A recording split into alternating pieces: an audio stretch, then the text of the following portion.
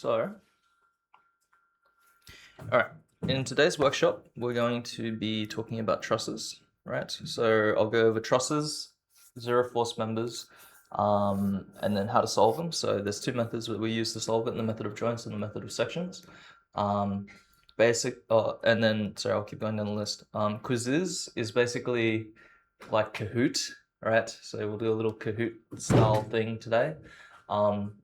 Except quizzes doesn't, like, Kahoot is like paywalled now, so I use quizzes, but now quizzes has been rebranded to Wayground, so it's actually a Wayground, okay, but it's like a little quiz basically. Then I'll give you a break and then we'll answer 3 questions, all right? So that'll be the format for today. Yep, so without further ado, we'll just get started. I always like to start with the course structure, and then give you some reference of where we are up to in this course. So we've covered the basics, right? So we're still in the realm of statics. We've covered the basics. We've talked about forces and moments. And now we're covering like different types of structures basically. And we're going to be focusing on trusses in particular this week. I'll give more context on like beams as well later in this workshop, all right? Before we move on to essentially miscellaneous stuff related to statics, which you should know, and then moving on to dynamics as well in the second half of the course. Okay, so connections, right? So essentially, the best way to explain this might be in the context of, let's say, a frame, because basically a frame, if you haven't seen one, like a 2D frame, looks something like this. Okay, so for example, if we have gravity loads on this beam, basically, we call this member a beam. These would be like columns, right? And so this whole system of members we refer to as a frame. Okay, and in the corners, right, you can see here, we call these connections. It's basically spots where 2 members are attached to each other. Okay. Now this is similar but different to the concept of support. All right, so we've talked about pin supports and roller supports, and we might have even mentioned fixed supports before as well. But supports you can pretend is like the ground or something that doesn't move, whereas these, I guess, like the connections between members, that's the best way to explain it. Okay, maybe I'll just keep going, because if I just show you different types of connections, it might make more sense, right? So yeah, supports are basically, okay, let me try again. All right, so a member, at the ends of a member, you have the idea of a node, right?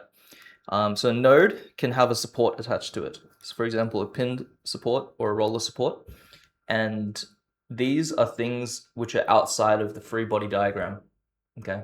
So for example, the ground, right? So here, this could represent the ground. And in the context of this free body diagram, the ground doesn't move, right? So it's supporting our structure, okay? At these nodes, right, so between the members, these are connection points within the free body diagram, okay? That's probably a better explanation of what that is. Okay, so let's look at a few different types, and you can see the parallels between this and like the concept of support, right? So a roller, it's easier to just see when it's drawn out. Here's like some kind of machine where you've got a moment that's applied at this pin support, and it causes this member to spin, okay? And you've got this pin and this slotted hole, and so we consider this as like a roller joint, all right, or a roller connection, because the members are free to slide past each other. Okay, so for example, if I were to draw it like this is like the initial kind of angle between them, and as this rotates like so, yeah, these 2 members are free to kind of slide past each other, like you can see there.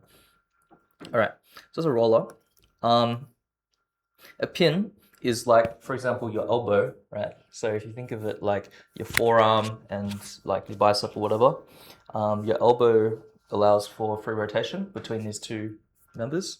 Okay. A pinned connection is also referred to as a hinge or a simple connection. So you might see those words as well. And then you've also got rigid connections. So this is where your two members are not able to freely rotate. And so this angle, let's say this angle is I'm not sure what this is, maybe like 135 degrees or something.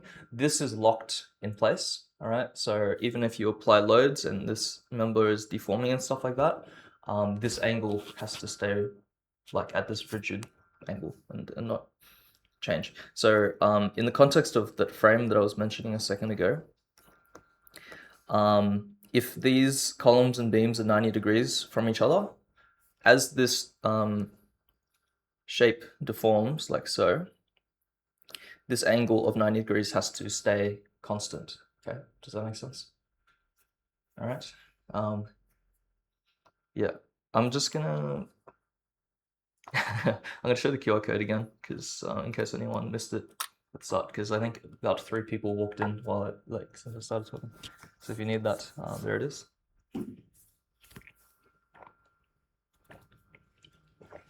All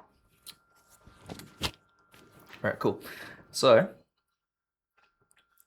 let's talk about basic structures, right? So as I mentioned before, a 2D frame is an example of system of members, right, or a series of members that are working together. And in a 2D frame, like you can see here, you've got beams and you've got columns, right? So we know a little bit about beams and how they behave because we were talking about it last week, right? If you've got a uniformly distributed load on the beam, like you can see there, you can kind of like break up this free body diagram even further, like so. Let me just add a page. So if I was to look at the free body diagram of just the beam, it's interesting because you would model it like this actually. So do you see how this is a rigid connection in the context of a beam? Oh, sorry, of the frame. But if I was just to look at the beam, the columns become rigid supports, as a matter of fact. And if I was to, analyze this and find the moments at the moment reactions and things like that, and the shear force and whatever, like at these supports, you can actually apply that logic and continue into the column, like so. Anyway, yep, so those are the beams and columns and the concept of how they behave to ultimately try to get your load into the ground. I'm about to bring up a bit of a stupid analogy, but I want you to kind of keep this in mind for perhaps later. If you think of if you think of a bunch of children and they're doing like a tower of people, right? So like shoulder rides or something like that. And then this kid at the bottom is standing on the ground. The self-weight of the kid at the top, right? Sorry, the kid at the top is experiencing his own self-weight, all right? And the kid beneath has to carry the weight of himself and the kid above, and then the person at the bottom has to carry all their weights, okay?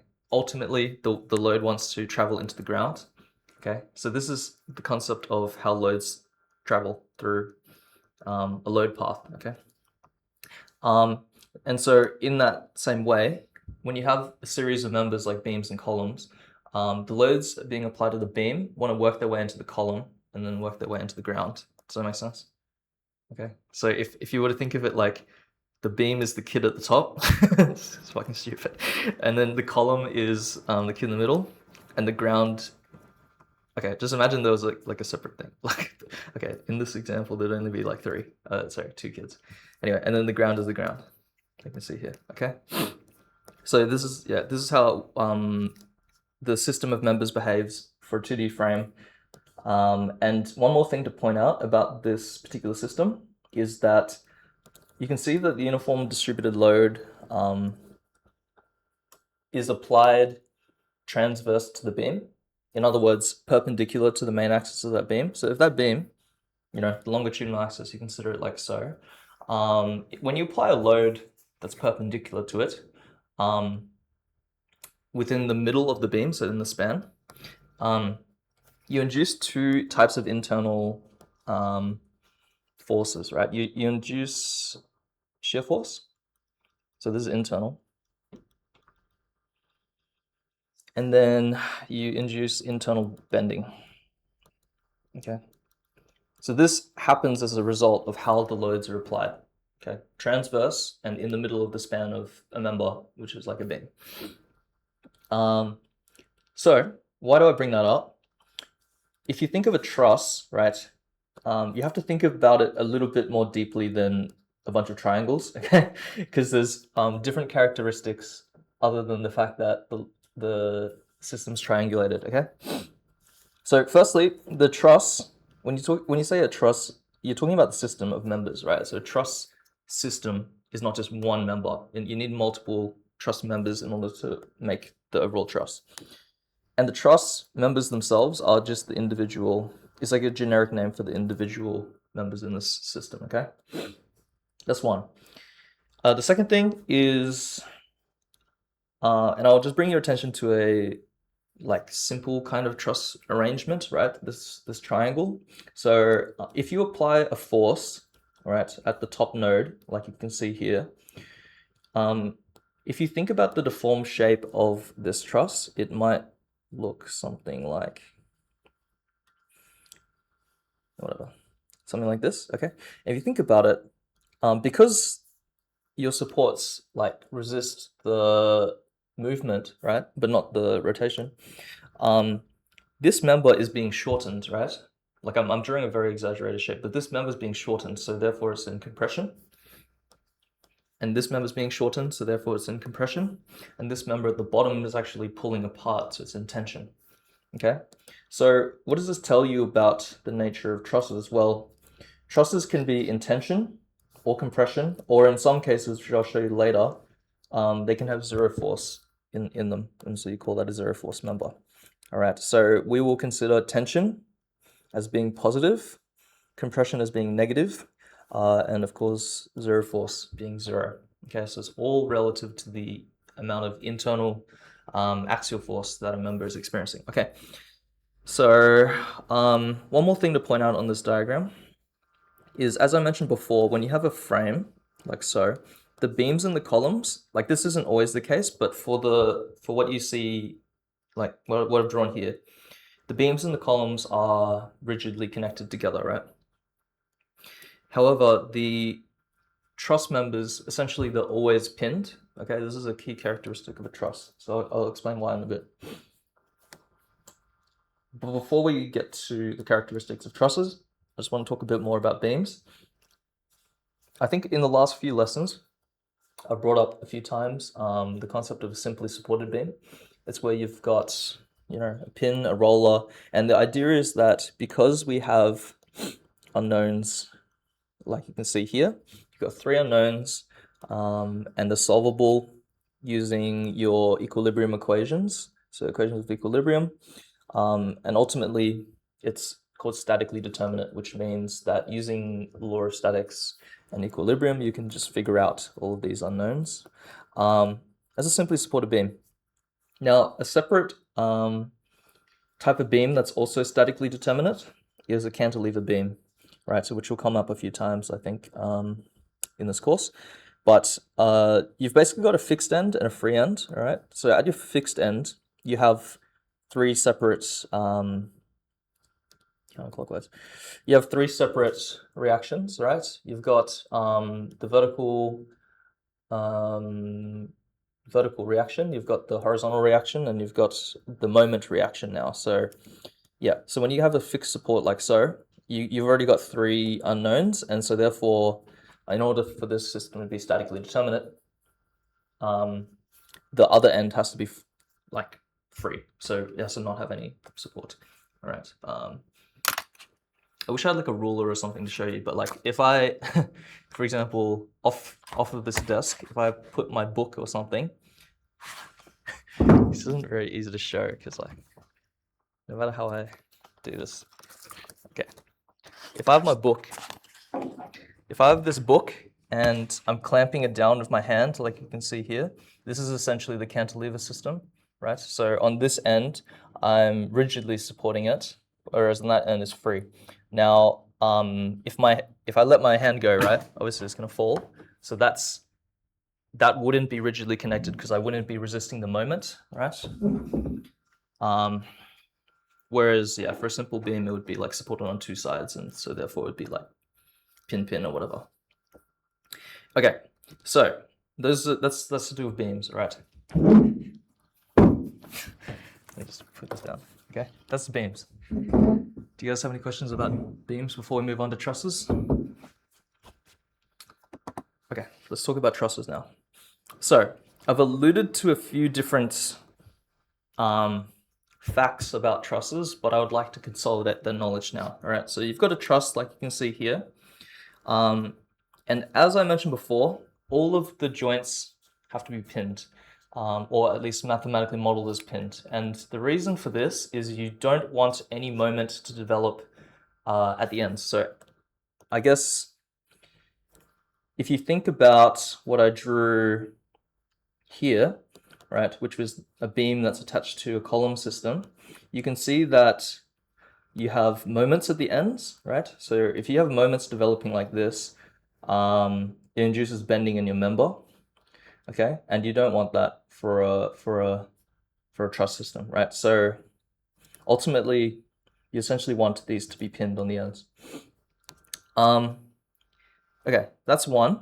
And the second assumption is that you need the forces to only be applied at the joints, okay? So if I was to draw a beam real quick, like so, and if I was to draw the forces, we know from, a point load being applied to it, we know from last week that this will produce shear force diagram and bending moment diagram, like so.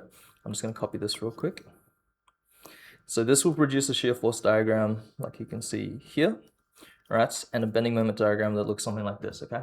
So we know that if we apply a point load on a beam in the middle, it's going to put in shear force and bending, but we don't want this for a truss. If we apply this force at the end, like you can see here, what you will see is that, firstly, in terms of the support reactions, we know if this is in the middle, 50% of the force that's being applied will be a reaction on either side of this. But if we apply the force directly onto that support, 100% of that will be absorbed by the support, the right-hand side support, all right? And then what happens to the shear force and the bending? We actually have zero shear force and zero bending, okay, if the force is directly applied at that node, right? So that's the case of a beam, but it applies to a truss as well. What you can see here is that for a truss, if you apply point loads only at the ends or only at the nodes, you won't induce any bending or shear force. Does that make sense? You'll only induce axial compression or tension in the members, which is what we want, okay? So as a result of that, all of the members are two force, right? In other words, they'll be only taking tension, compression, or there'll be zero force, okay? So I want to illustrate another thing, right? So if I get this simple triangle thingy that I was drawing before, okay? And let's say I only wanted to zoom in right here, okay? And if I was to draw this, oops, let's not worry too much about the exact look of the members and how they're connected. But it would look something like this, right? So where these members connect is a point in space that we call a node, okay? So this is a zero-dimensional spot. And we assume that whatever forces these members are taking run through the center line of those members, okay? So if we consider this as our free body diagram, we know that in order to balance out this force, okay? Sorry, in order to balance out this force, essentially, how do I draw this? 50% of the vertical force, okay, that you can see from this, 50% of that vertical force goes into that member and 50% goes into that member, right? So they're split 50-50 if there's like symmetry or whatever, okay? Now, you can see these members will be in compression, okay? So as you apply this external point load, these members will basically get compressed, okay? Now, what happens if I point this force kind of in this direction, all right? How much of that gets redistributed into either one of the truss members, okay? And the answer is, of course, 100% goes into that member, all right? Now, what happens if that force is actually pointing away, okay? Now we're in tension, okay? So to match it, we have a tensile force, all right, at that node. All right, does that make sense? So this is kind of slowly stepping into method of joints, which I'll tell you about later. Okay, so this is kind of how we want to think about everything physically. I've got a question for you. If this force, oops, if this force is applied, oops, sideways, like so, just thinking about this member and this member, which one will be in tension and which one will be in compression? The easiest way to think about this is think about the deformed shape, like so. Yeah.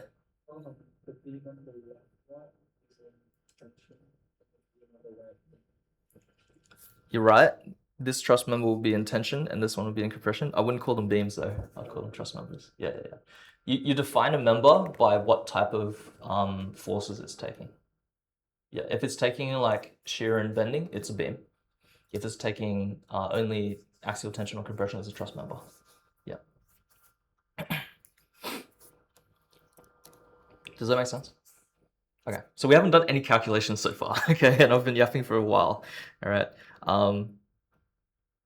and we're still not going to do any calculations yet. We're going to talk about zero force members, okay? So essentially, the idea of zero force members is before you start solving a truss at all, you can reduce your truss into something more simple, like you can instantly identify which ones won't be taking any axial tension or compression using these two rules. Okay, so the first rule is if you look at a joint, if you're thinking about a single node, if two members meet without any external loads, both will have 0 kilonewtons, aka both will be zero force members. The second case is if you have three members and they meet without any external load there, and two of them are collinear, the non-collinear one will take 0 kilonewtons, aka it will be a zero force member. Okay, so this one will be this one will have some load going through it, this one will have some load going through it, but the idea is that this one will be zero force.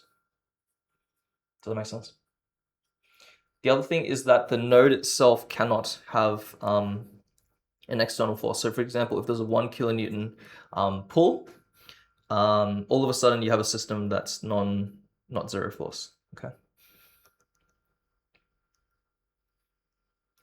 All right, so let's talk about that in the context of an example, all right? So if you think about this truss on the left-hand side, all right, what we can do is we can try to go through and identify where there's zero force members, potentially, okay? So looking at this node on the top left, we know that there's going to be a support reaction, right?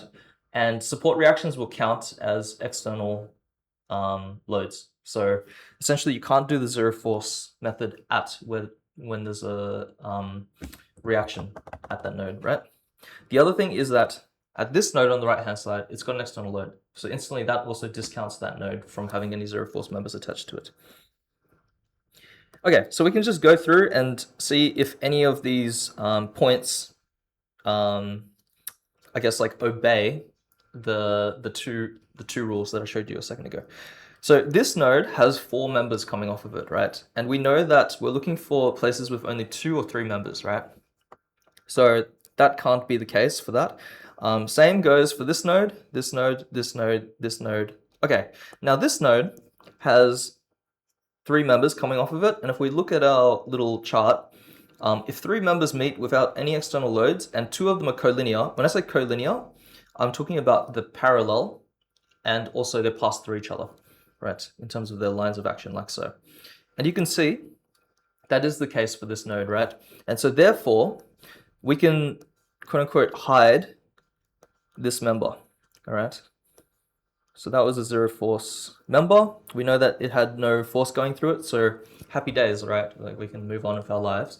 But this is an iterative process. So once you hide one node, you have to go back and see if this has a domino effect and affects any other nodes. So as you can tell, that now makes this node susceptible to that rule that I showed you a second ago. So it's got 3 members coming off of it. 2 of them are collinear, and so therefore the non-collinear member gets hidden as well. Is a 0 force member. Okay. Same goes for this one. Okay, and you can see that this logic applies. And what was previously an 11-member truss now essentially reduces down to 3 members. Okay, so in other words, every single truss member here will be taking the same amount of axial tension or compression, whatever it is, after we do our analysis. And then all of these ones will be taking the same amount as well. Does that make sense? So yeah, anyway, whatever. I won't get too much into that. But that's just an example of what the free body diagram would look like with the 0 force members hidden. Okay, so when you're solving trusses, here's the procedure that you go through. Before you do anything, you want to remove any 0 force members, and this will simplify your analysis so that you're not wasting your time, essentially. Okay, and then step 1, we solve for the support reactions using equations of equilibrium. Now, for the case of beams, this was always the case. Okay, so last week, you always had to find the support reactions first before you did anything. Okay, this was like a standard procedure, right? However, you will see in this workshop, I'll give you a few examples of when you don't need to solve for the support reactions, okay? And it's not always necessary. As long as you're clever about it, okay? All right, and then secondly, we're gonna use the method of joints or method of sections, okay? So you have to identify when it is smart to use one method over another, okay? So for method of joints, it's very good at essentially slowly going through member by member, joint by joint rather, and finding the forces in all of your members, okay? So it finds every member essentially, or as far as you want to go, fairly slowly. The method of sections helps you identify the forces in certain members, say if you're only interested in 1 or 2, very quickly. Okay, so that's the difference, right? Okay, any questions before we dive into it? Okay, actually, as a matter of fact, before we dive into any questions, I would just want to, because I wanted to make these workshops a bit more interactive, I guess. I'm going to do a quiz. So if you could just get your phone out. Yeah, scan this QR code. We'll do a little quiz on Wayground. And then we'll give a break as well after this.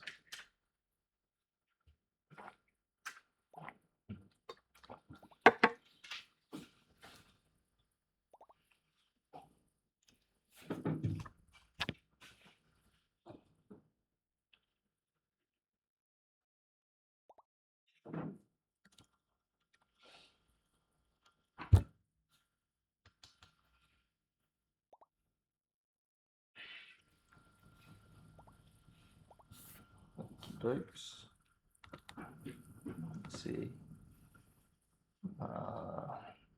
Well, one of these will give sound. Okay, anyone still joining? I'll give you a few more seconds, maybe like 5 seconds. Okay, 3, 2, 1. Let's start. Oh my goodness, so loud. It's like elevator music. You ready?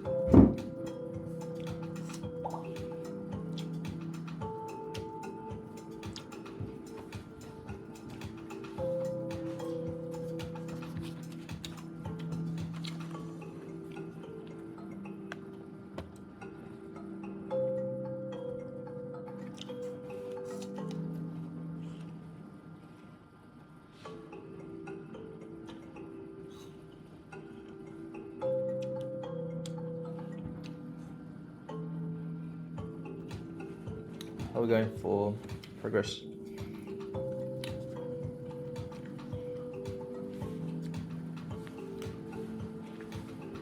I'll give you 30 more seconds.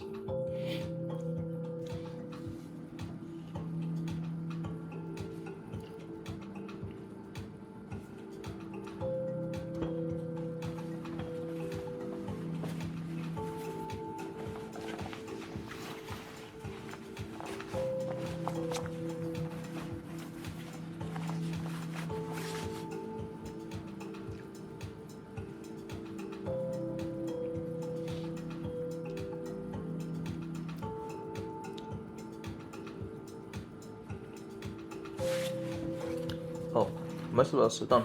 All right, 10 more seconds. Hopefully most people can finish.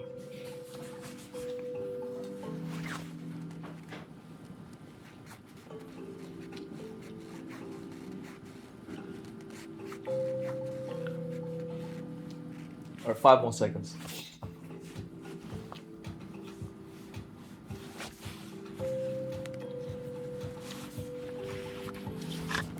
All right, sorry to everyone who's still going. You ready? 3, 2, 1. All right. Congratulations, Iris, Joe, and Xijing Lin. Well done. Okay, so let's talk about the answers. Oh yeah. Okay. Wow. Okay. I don't know who this 100% stress person is, but you know, there's counseling and stuff at UNSW if you would like to explore those options. All right. All right. Where are the zero force members? So this one's a little bit of a trick because there's no zero force members, right? So remember we had 2 rules.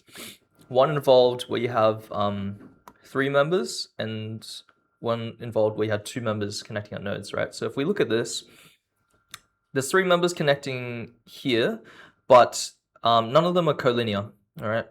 You have 4 members connecting off here, so that doesn't apply. And at these 3 joints, you have external forces, right? So that discounts any of the zero force member rules as well. So for this truss, there's quite a few zero force members. And let's look at all of the options that I've put down here. So member CD, essentially, if you look at this side of the member, right, you're not going to get much information because you've got 5 members running off of it, right? But if you look at the other side of the node at node C, you'll see that there's 2 collinear members and 1 non-collinear member, right? And also you have the requirement fulfilled of no external forces there. So therefore this member is zero force.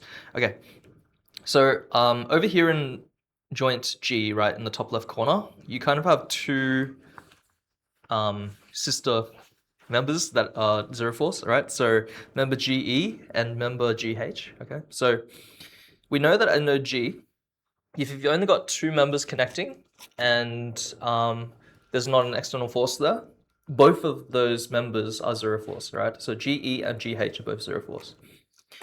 And then we've got member IJ. So if you look over at node I, for a very similar reason for member CD, this member here will be zero force. And then member JL. So member JL, if you look at node L, you might think that this fulfills the requirements, but it doesn't, because if you look at this node, it's got two members coming off of it, but you've also got external forces applied to that node, and so therefore it doesn't fulfill the zero force requirements. Is this beam in tension or compression? So it's kind of funny because of the way that the civil school likes to draw diagrams. These arrows are not actually force arrows. They're pointing at the magnitude of the distributed load. Okay, so those aren't actually forces going like diagonal. You'll notice that this beam is only taking perpendicular loads. Okay, and therefore you don't have the tensional compression or the pure tensional compression that you get from if you had horizontal forces applied on the beam. Okay, so it's zero axial force. Without doing any calculations, which support reaction is bigger, aka taking more load?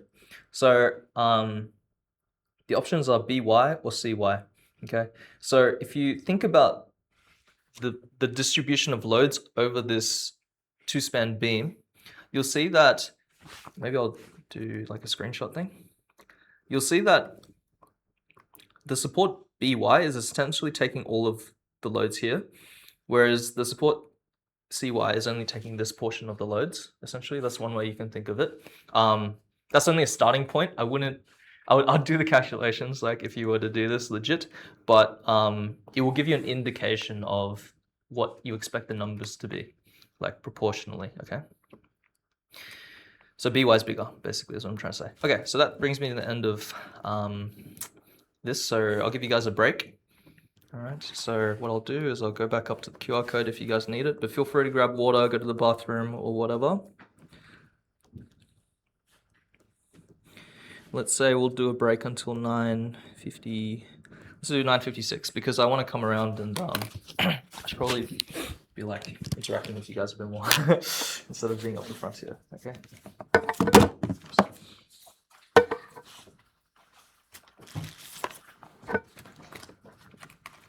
I'll come up the back, yeah.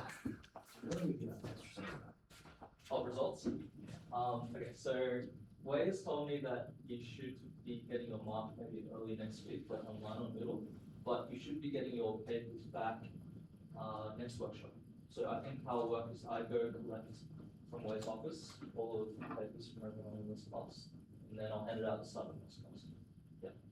So then you can see the breakdown of marks and working out. What will be the next block test? What will be in the next block test? I think Wei should make an announcement on that soon. The reason I don't know 100% is this is the first time it's on a course like this. So formally it used to be one midterm. Oh, no, sorry. It used to be two midterms and a finals.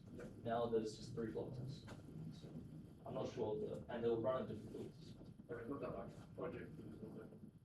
Oh, you could be assigned as well, yeah. So the assignment's not due until week 11. Yeah, you can look at it and stuff now. In fact, at the end of this workshop, like once you've learned all the trust stuff, you can essentially start this stuff.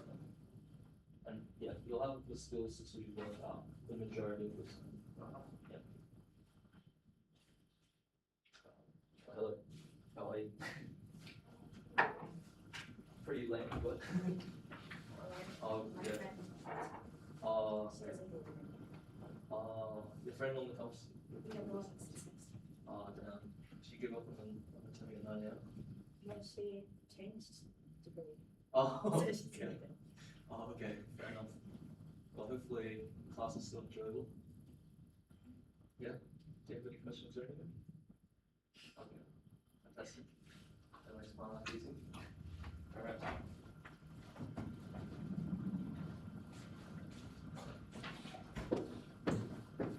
Hello. How are you? I'm also good. Thank you for asking. How are you finding it? Oh, that's interesting. How do you think you might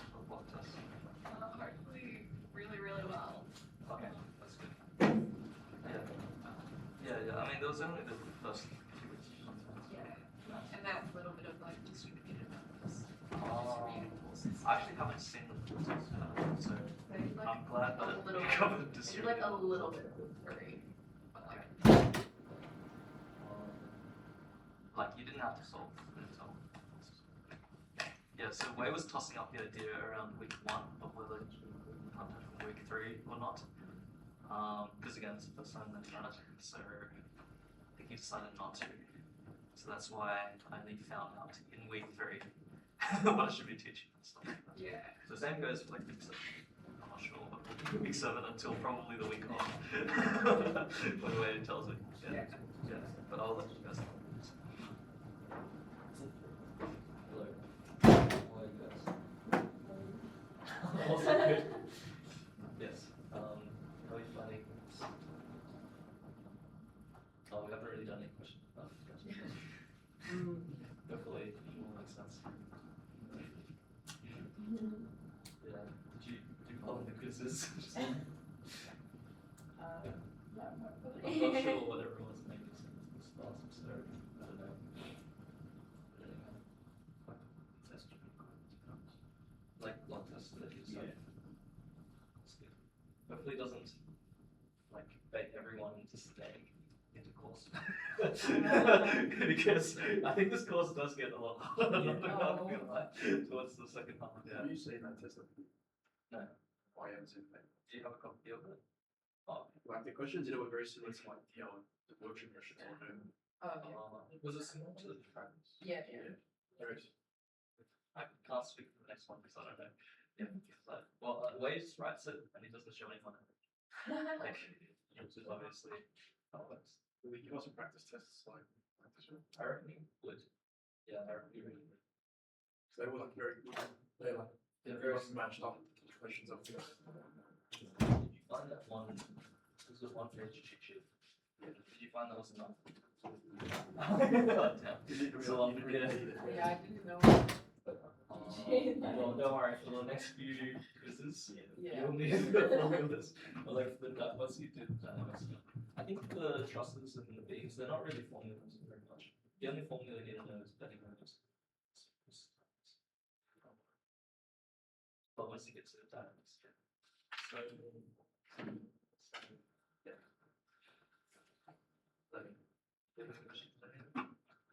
Okay. Hello. How are you guys? I'm good. How are you? Yes.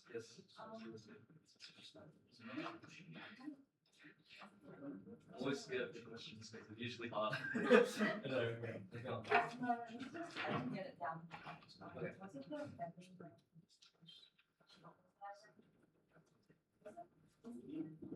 There's. Oh yeah.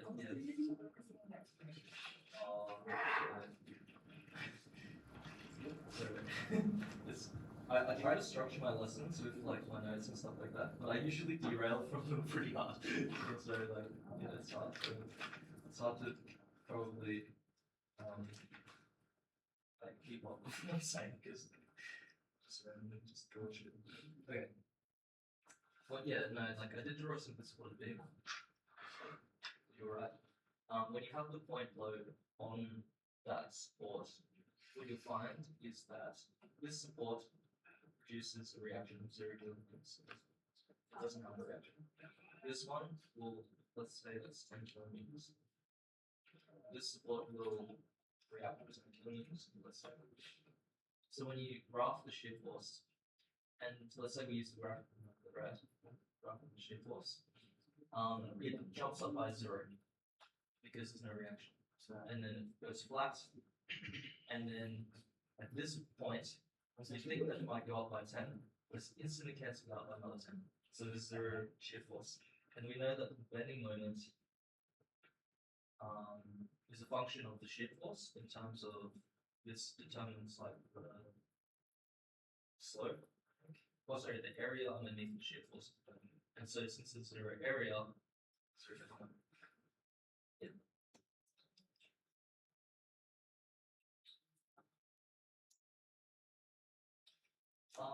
So this is pinned, right? So it'll be a pin support and a roller support, both pinned. So what I'm trying to say for a truss is that these are also the case. So on both ends of the truss, it allows for rotation. And this is also the case for a truss. The zero shear force and zero bending. Because all forces, if they're applied at the ends, will only take form in axial loads. So in fact, this one won't have any. So if I was to map axial forces as well. For this particular scenario, no axial forces. Okay. But if I was to do it like this, this would put the whole thing into compression. So that axial force would be second.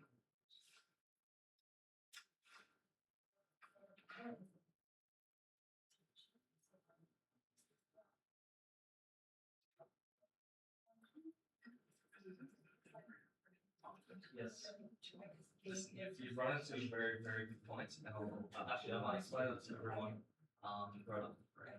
Because I was hoping someone would ask that because I don't know if like, what I was saying is making sense. Because in order to like ask that question, you need to understand what it's doing with us. So it's good that you've got enough knowledge. Hello. Do you have any questions, sir? Just one. Okay. Let me know as we can ask. Hello. How are you? Good. Yeah, that's good. I just okay.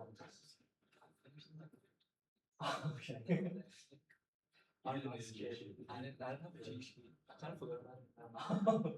You'll need one for the next year. Yeah. I have a question. What question? This is kind of stupid, but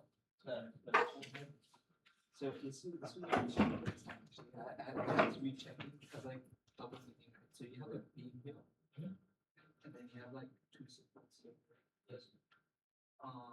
Then there's a uniform force going down. Yes. But there's also a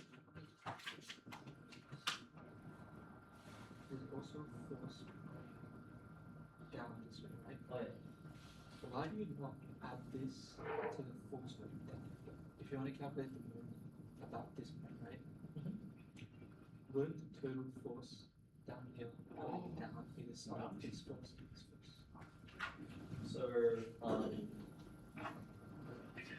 get the question. Let me just double check that. So you've got these two reactions, and you've got force and yeah.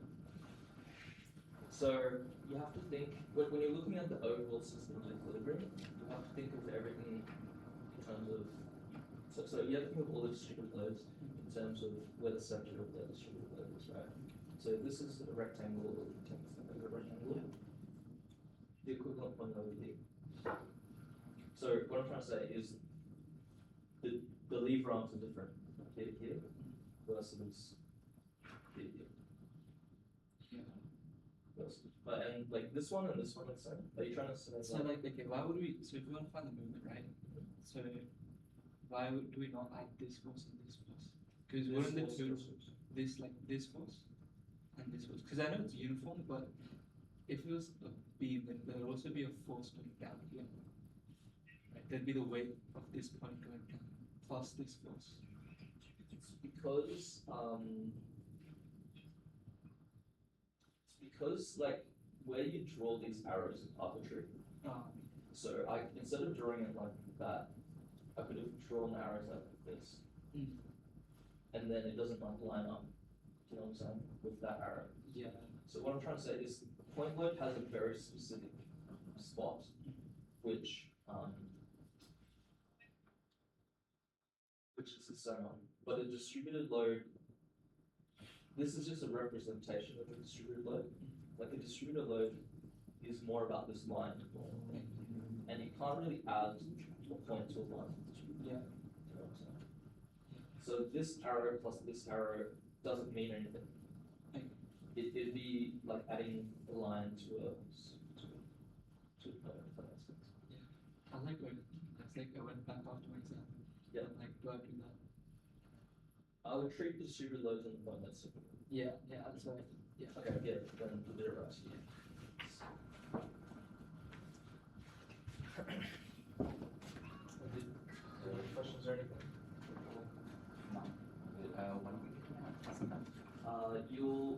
should get your mock available online in Moodle, I think sometime early next week. But as a demonstrator, I will collect papers from Way this like sometime next week and then bring it to class. And then you can collect your papers next class. Is that my workshop thing?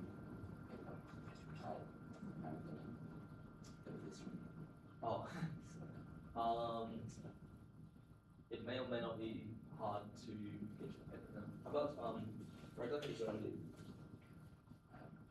I mean, like, actually, might say like, so project description.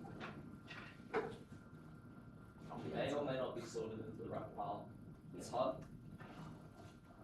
Yeah, just give me your name instead of the anyway. We'll try to look through, but there's no guarantee because there'll be 700 papers. Yeah. What will probably happen is after Wade's handed out all the papers to demonstrators, you might have to just email away and go pick this experiment and then look through this stack of papers until you find it. That would probably be. But if I can just easily try to okay. Alright. Hello. Sorry. That break took longer than expected. Alright. So, I had a question during the break that I'd like to basically tell everyone or explain a bit further. Okay, so if you think about this truss again, right? So let's just simplify this. Let's go back to this case, right? Where you've got the truss and it's got compression, and a force, like so. All right. What might not be intuitive immediately, and this will lead into the method of joints, right? Where we're analyzing each node. What might not be obvious is that in order to, like, if we're thinking about this free body diagram and we're thinking about it's called particle equilibrium, right? In other words, only the equilibrium equations to do with forces and not to do with moments, right? If you think about how this system balances out, right, it's going to require essentially arrows going this way, okay? But we know for a fact, because of how this system would behave in real life, that this corresponds to a truss member, or these two truss members being in compression, right? But this might not be immediately obvious as to why, because if you're pointing an arrow away from the truss, right, it might feel like it should be in tension, right? So this arrow pointing away from this truss would feel like it would correspond to, tension, right? But you have to essentially, let me redraw this triangle. Let me redraw this triangle as, I don't know the exact word, but let's call it an exploded free body diagram, okay? The idea is if I've got that node at the top and we've got some force being applied to it, I'm just going to draw this part of it. Those are the center lines, right, of the truss members. And the truss members themselves, they might be like here and here, let's say. When I say exploded, I'm just going to separate the nodes from the members, right? So we know that in order to counterbalance at this node, so remember a node isn't really a thing, right? A node is just a point in space. In order to, and it's a point in space that equilibrates the forces, right? In order to counterbalance at this node, we need arrows going that way, right? And that is what we are saying is compression. So compression is arrows pointing towards a node, right, from the truss member. However, in order to equilibrate the forces at the node relative to the members, we need arrows pointing the opposite direction, and then therefore you can see that from the members' perspective, the arrow is actually pointing in, but from the node's perspective, they're pointing away from the truss member, but they're actually pointing towards the node, if that makes sense. All right, so there's a kind of a few things going on. So if you're thinking about the node itself, it's almost the opposite of what you'd expect. So nodes pointing towards the node is compression, whereas pointing away is tension. But when you think about it from the truss's perspective, it will be counterbalanced anyway. Okay, that's the best way I can explain that. All right. Just accept this as a fact for now. All right. All right, so let's do a question, all right? So this question says, a snow load transfers forces shown to the upper joints of a Pratt roof truss. Calculate the forces in each member of the truss and state if there are in tension or compression. And neglect any horizontal reactions of the supports. Okay, so the first thing is that if the question tells you to calculate the forces in each member, are we looking to use method of joints or method of sections?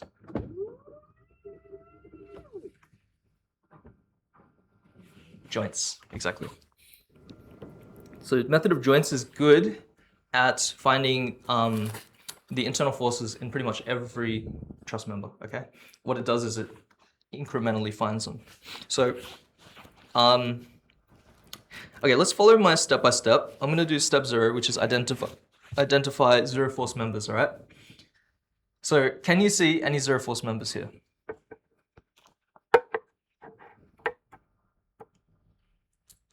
If you look at node G, you will see that this implies that member CG is zero force, okay? So this will be zero force going through this member. Oh shit. Okay, I'll tidy that up in a second. All right, so that'll be zero force. Okay, the next thing we have to do essentially is make our lives easier by working out the angles, okay, ahead of time. So what angles will be important? We kind of want to know the angles of how the truss members are inclined, okay? So let's say we're interested in this triangle here. We know that this is 2 meters and 2 meters up. So this one's quite simple. This one will just be 45 degrees for this right angle triangle. One which is probably less intuitive is this one. So in order to work out this for a dimension that we already have, maybe we'll use this triangle, okay? So we're interested in this angle, all right? So that angle is going to be tan inverse rise over run, right? Which will be a rise of 2 meters over 4 meters, okay?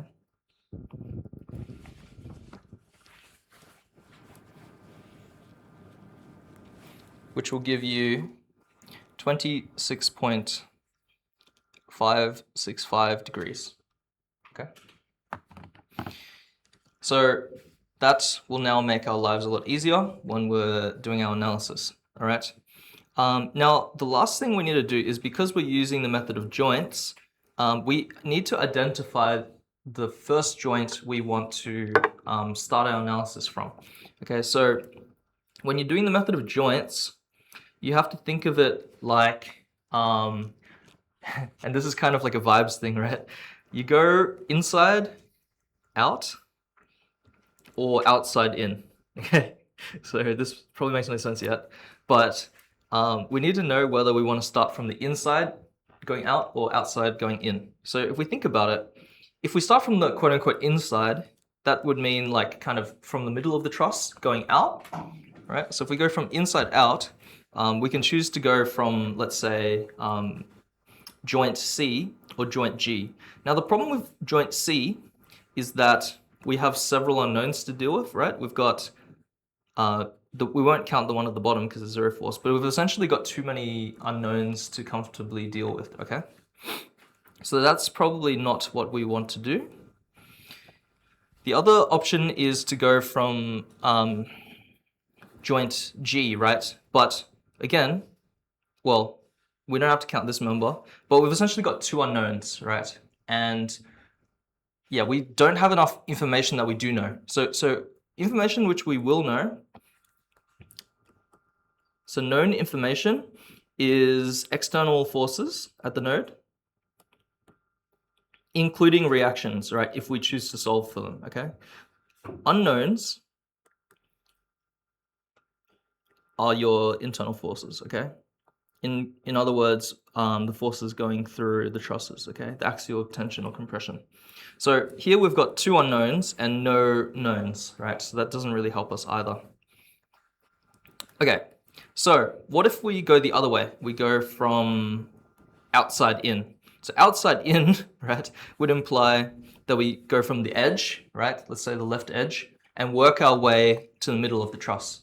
Okay, so that would be probably a more appropriate approach. Now, in order to do that, what you'll notice is that it's convenient for us in this particular question to work out the support reactions, okay? So I know it might not seem immediately obvious, but you don't need to work out the support reactions all the time. You only need to work out support reactions if it serves you for the question and how you're going to approach it, right? So you think about which node you're going to start at first before needing to work out support reactions, because working out support reactions does take some time, right? Okay, so with that said, what we're going to do is we're going to, just like how we've been doing before for all the other questions we've seen in this course, we consider all of the unknowns, right, which I've drawn their lines of action in green, and all of the point loads that we have to deal with I've drawn in yellow, okay? So if we choose to take the sum of the moments at A, we're essentially going to delete all the lines which the lines of action which coincide there, and so we have to consider all of these yellow and green lines, okay? So starting with this force, right, the 1 kilonewton going down, you'll see that it causes a clockwise spin about point A, and so therefore it would be negative. So we do negative 1 kilonewton multiplied by 2 meters as its lever arm. Okay, and we follow a similar logic for this force in the middle here. So it's 1 kilonewton, but the lever arm is 4 meters.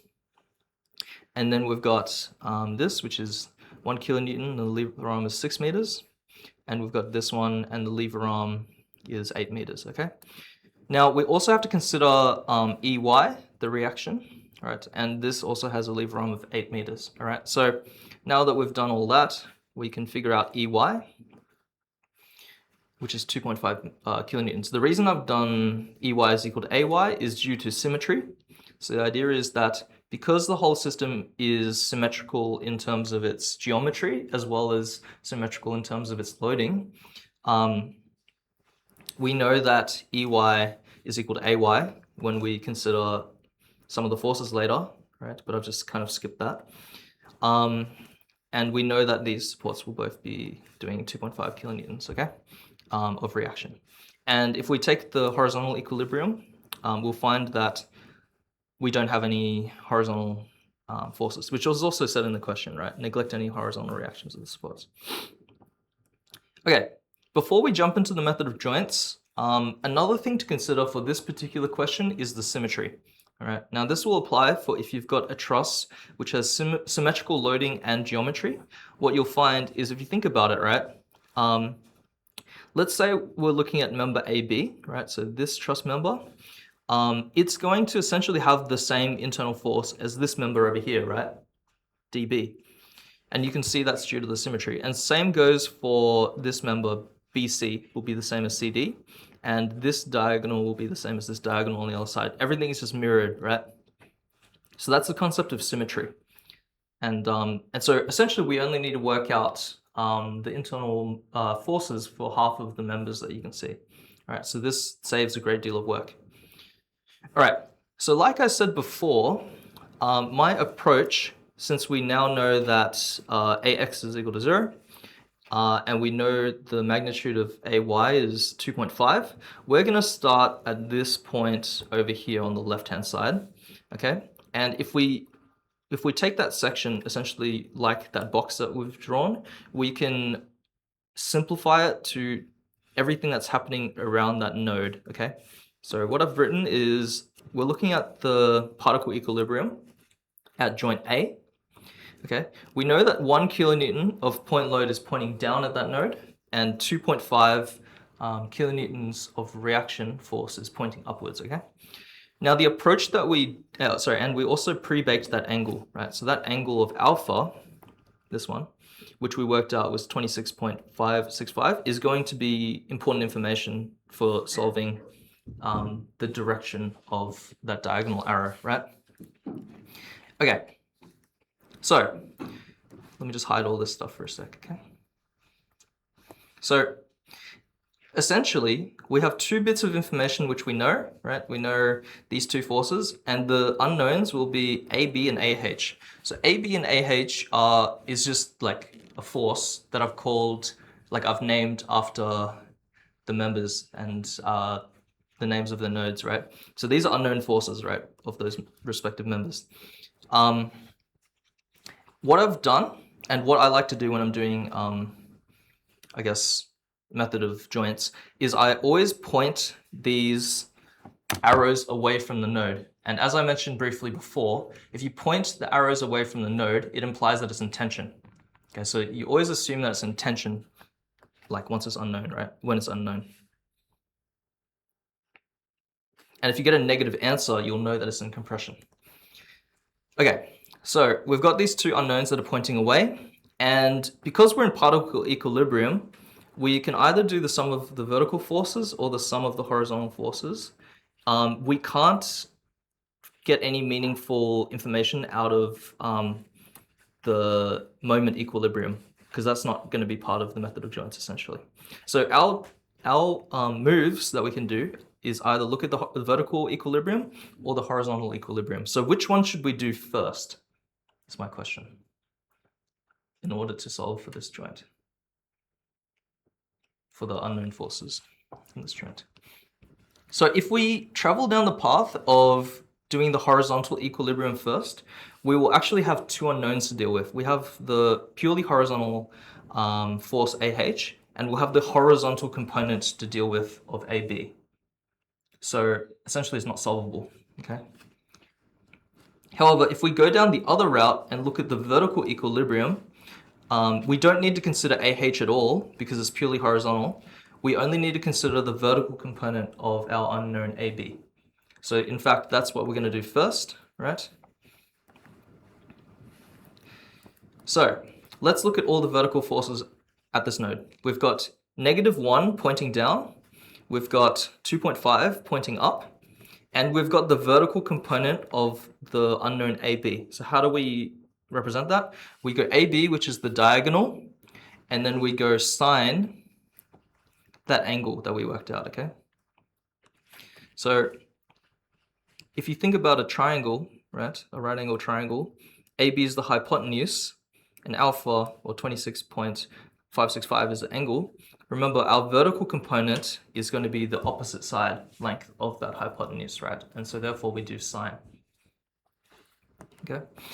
So now we have this unknown that we're working out called AB, and this whole expression is equal to 0. So we can solve for AB quite simply. What we can do is rearrange the equation, and we get that AB is 3.354 kilonewtons, all right, negative. And since it's negative, right, it's in compression. All right, now the sum of the horizontal forces is what we deal with next. So if we look at the horizontal components, we have AH, which is pointing to the right, and we've got the horizontal component of the diagonal AB. Now, what we found a second ago was that we've pointed this arrow away from the node, implying it's in tension. However, we got a negative magnitude, so it's actually in compression. However, if you keep flipping the directions of the arrows, I guarantee you'll get the wrong answer consistently. So what I like to do is I like to keep the arrow directions all like of internal forces within truss members always pointing away from the node. You always point these unknowns, AB and AH, away from the node, and then you can give it a negative magnitude, okay? You don't want to do a double negative and trip over your own working out, okay? So what we're going to do is we're going to pretend they're both pointing to the right, okay? So we've got AH, which is pointing purely to the right, and we've got AB cosine 26.565, all right, which is quote unquote pointing to the right. And what we can do is when we substitute in our unknown that we worked out a second ago, which had a negative magnitude, you'll see that it in fact becomes negative. And what you'll see is that AH is equal to 3 kilonewtons in tension.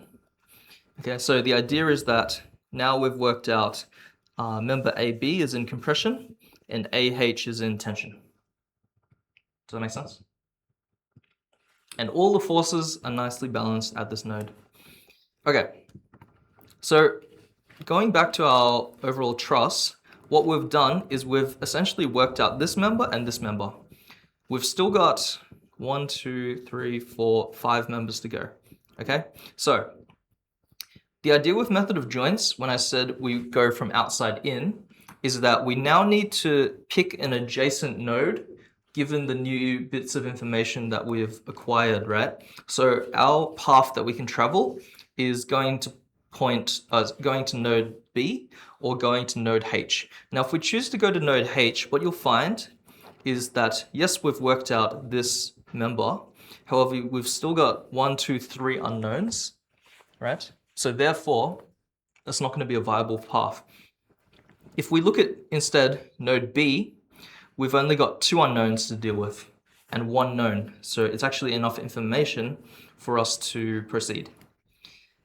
So rather at node B, we've got this is known, this is known, this is unknown, this is unknown. Okay. Oops.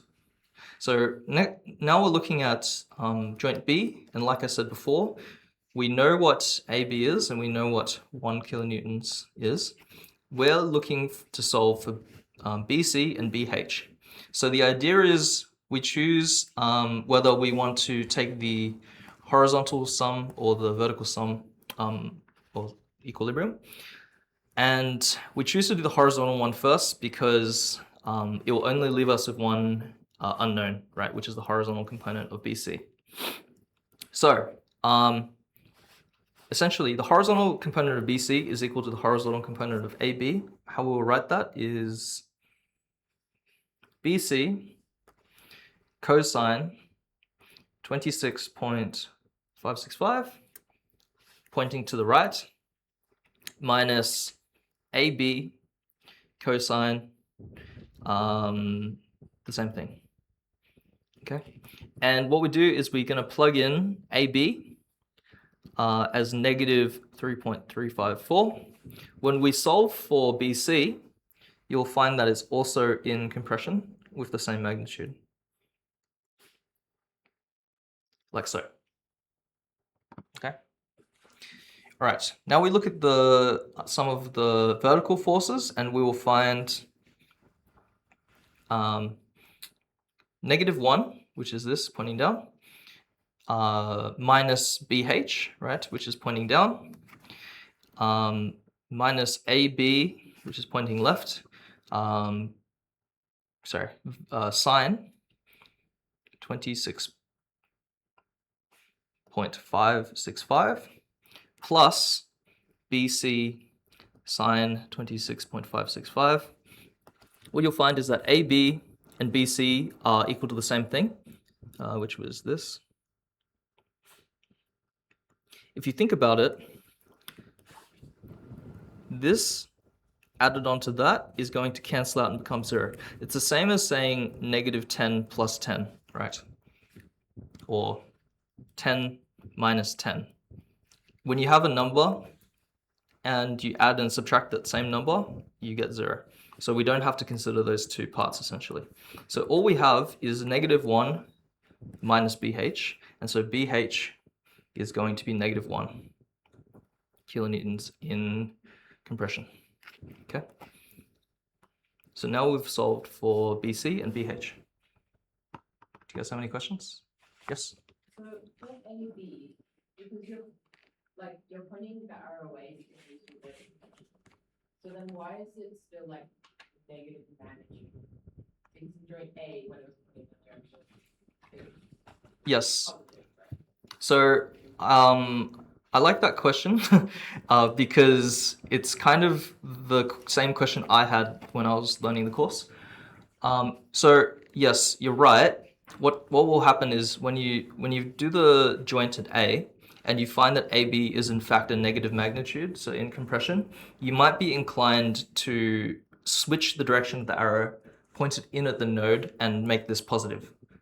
But it makes it harder to keep track of all of your forces when you keep switching the directions of the arrows, because since we're like linearly going through all the joints, right? So we go A and then B it makes less sense to keep swapping the arrow direction at each iterative joint, because if you want to go back to a previous joint for whatever reason, you might forget what you did, and it leads to it leads to mistakes more often, I find.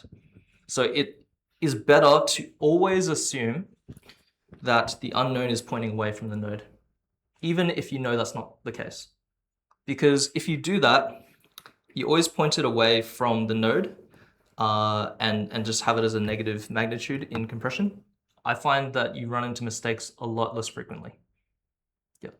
So you can always like have like if you keep all the arrows pointing away from the Yes. node, then the magnitude will change. Like Correct. Correct. like the final magnitude. Yes. Yes. Basically. Yeah. That's basically right. And what I was trying to say essentially is that, like, let's say you flip the arrow and you're looking at joint B, and then for whatever reason you quickly glance back at you're working at joint A, you will start to confuse yourself because you've flipped the arrow and the magnitude and stuff like that. It makes more sense to be like, okay, this was a negative number, and so it always stays a negative number. Yeah. Do you guys have any other questions? That was a good question there. Okay. Joint H. So let's do a recap of what we now know. We analyze joint B, like so, and we have now worked out these adjacent unknown members.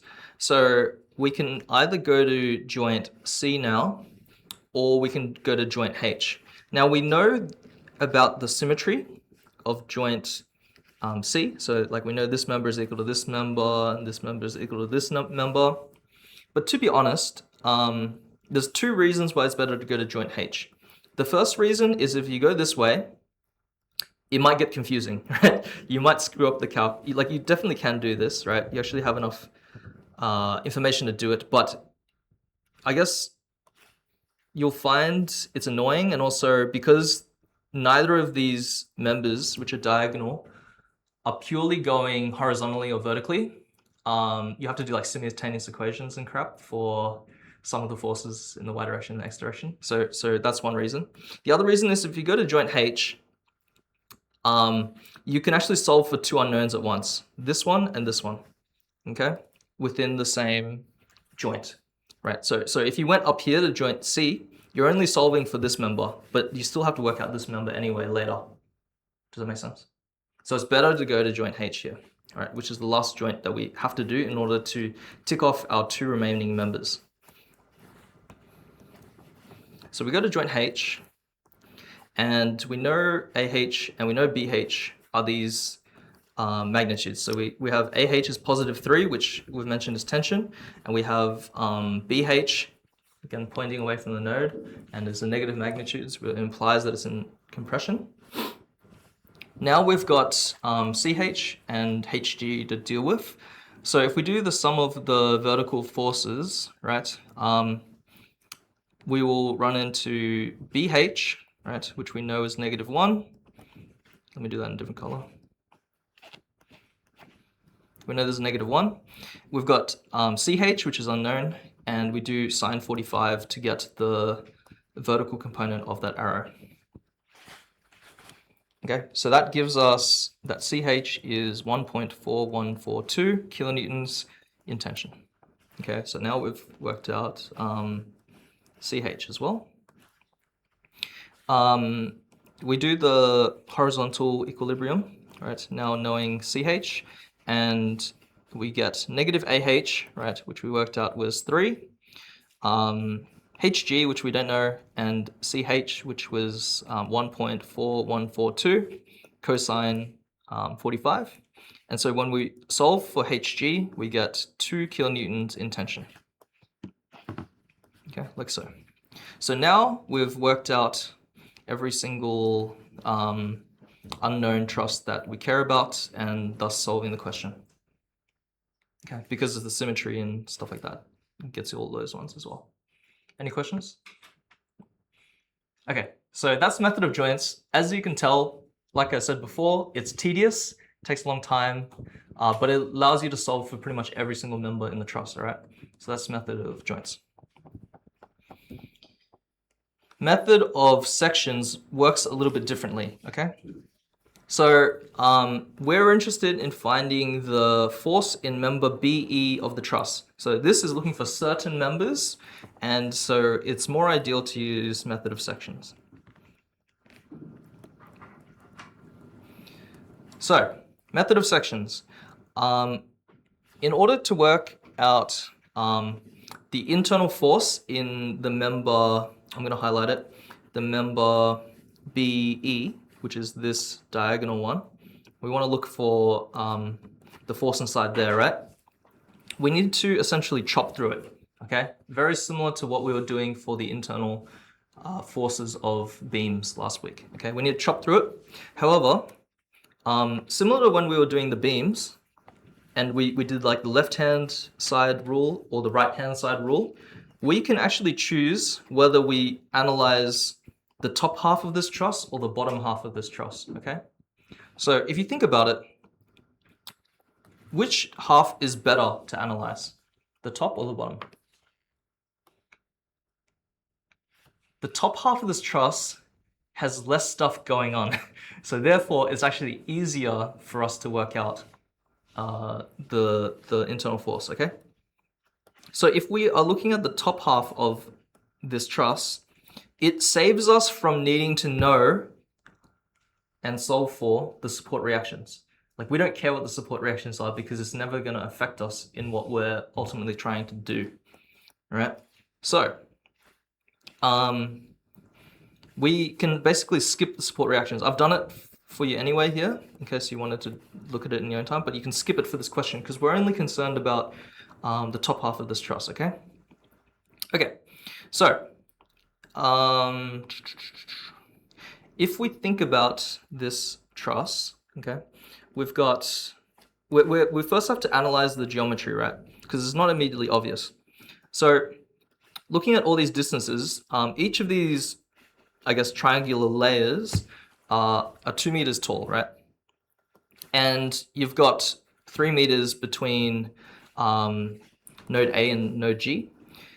And I guess one thing to note is that this is 3 meters of distance. This is actually 2 meters of distance, and this is 1 meter of distance, okay? Because it follows the same slope. So that's one thing you might notice about this. The other thing you might notice is we will be interested in finding this angle, alpha. And to find alpha, we go the tan inverse rise over run. It's rising 1 meter over 2 meters, okay? So like before, it's going to give us an alpha of 26.565 degrees, okay? So we've kind of done a little bit in terms of analyzing the geometry. Okay. The next thing I want to point your attention to is essentially when we cut this member, when we do the method of sections, we expose all of the internal forces for the members that we've cut through. And like before, we're going to point them away from the nodes, okay? So this will be EF, this will be BE, and this will be BC, okay?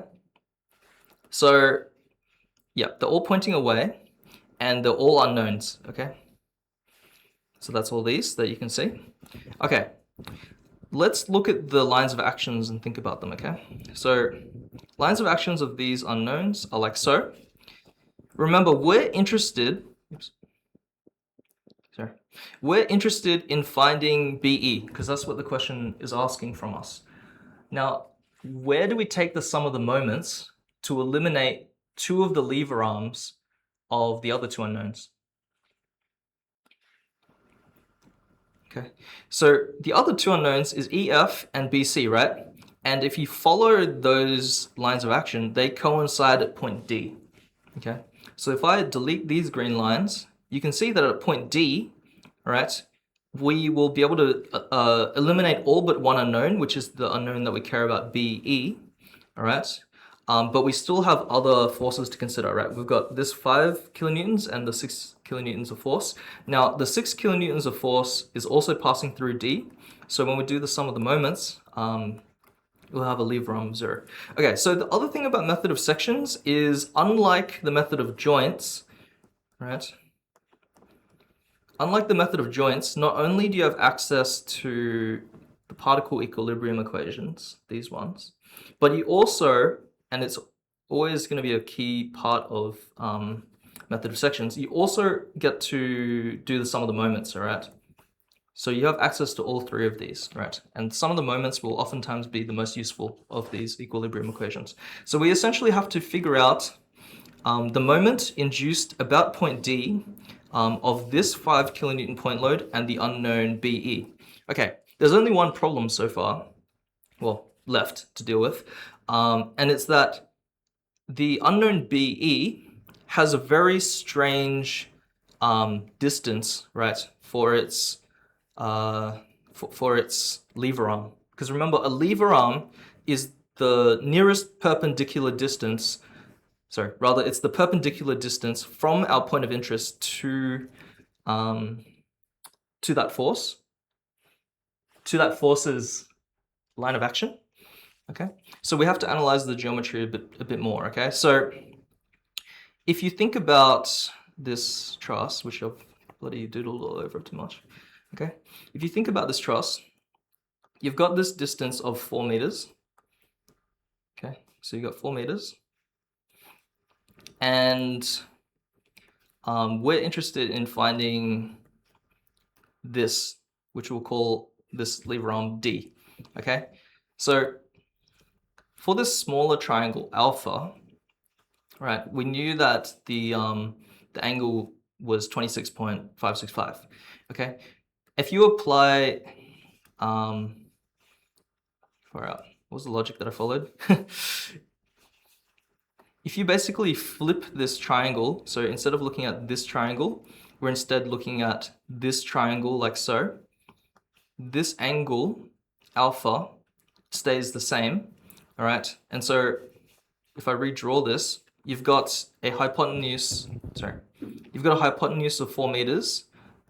We've got a known angle, alpha, and we're looking for the side length, which is the lever arm of D.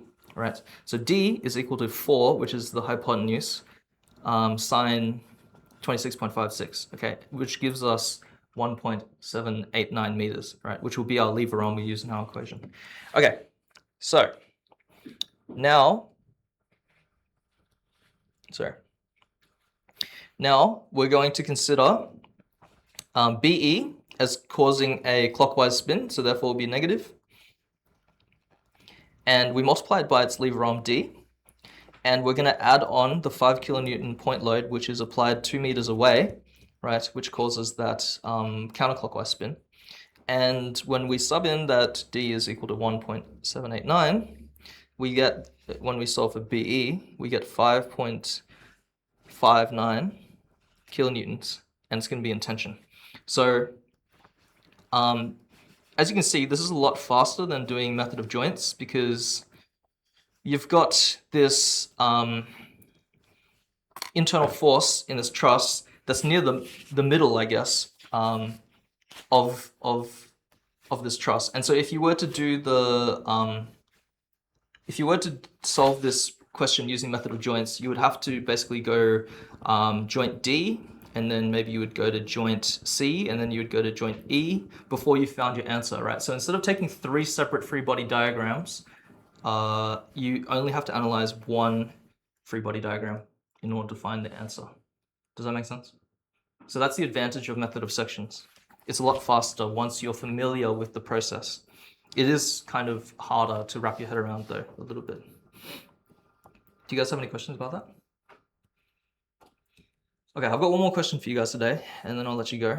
And then actually, I've got to go and get to something at 11. It's kind of funny because it's a it's like something for my PhD, like that I've got to attend. It's like a class on time management, and I don't want to like be late to this class on time management because it would be such a bad look, and I'd lose so much aura. Okay, so question 3 is this one, and it says determine the magnitude and nature of the force in each member of the loaded truss as shown. So this implies method of joints, right? Okay. And then there's also a note which says for force analysis, determination of support reactions is not needed. Ask your demonstrators why.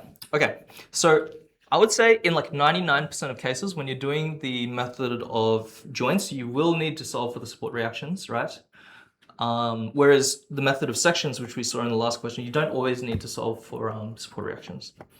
However, this is a very specific scenario where you can avoid solving for the support reactions, and I'll tell you why. Okay, so if you think about this arrangement, right, you've got 4 nodes to play around with in terms of choosing where to start your joint analysis, okay? You've got joint D over here, which has 2 unknowns and 2 knowns, so that would be a good spot to start. You've got joint C, which has, even if you solve for the support reactions, you've got 3 unknowns, right? So that's not a good place to start. Joint A, it's also not a good point to start for the same reasons. And joint B is not a bad spot to start either because you've got 2 unknowns and 2 knowns, right?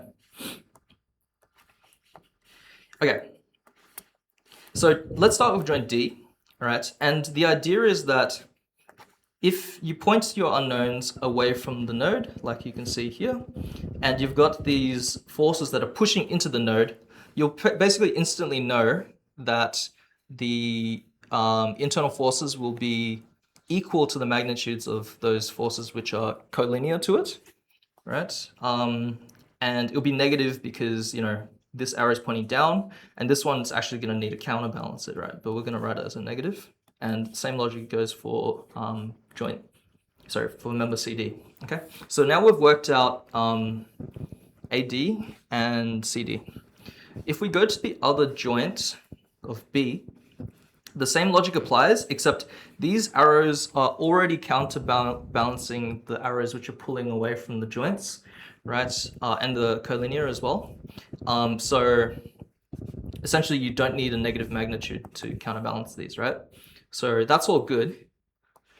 And we've got 4 members which are now solved.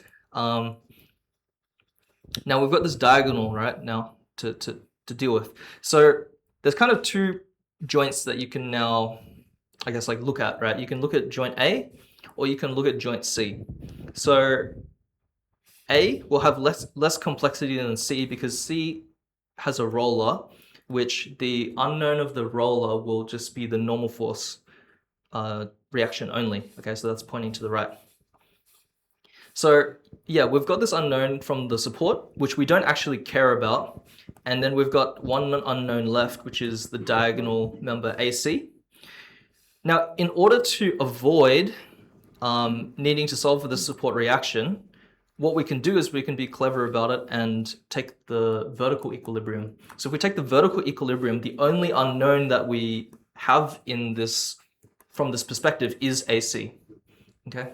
And so therefore, we're looking at only the vertical component of AC and that force in that member BC, which we've worked out already. And so therefore we can solve for AC without having to work out the support reactions at all. Okay. Okay, does that make sense, everyone? So that's the last example for today. Do you guys have any questions? Okay. All good.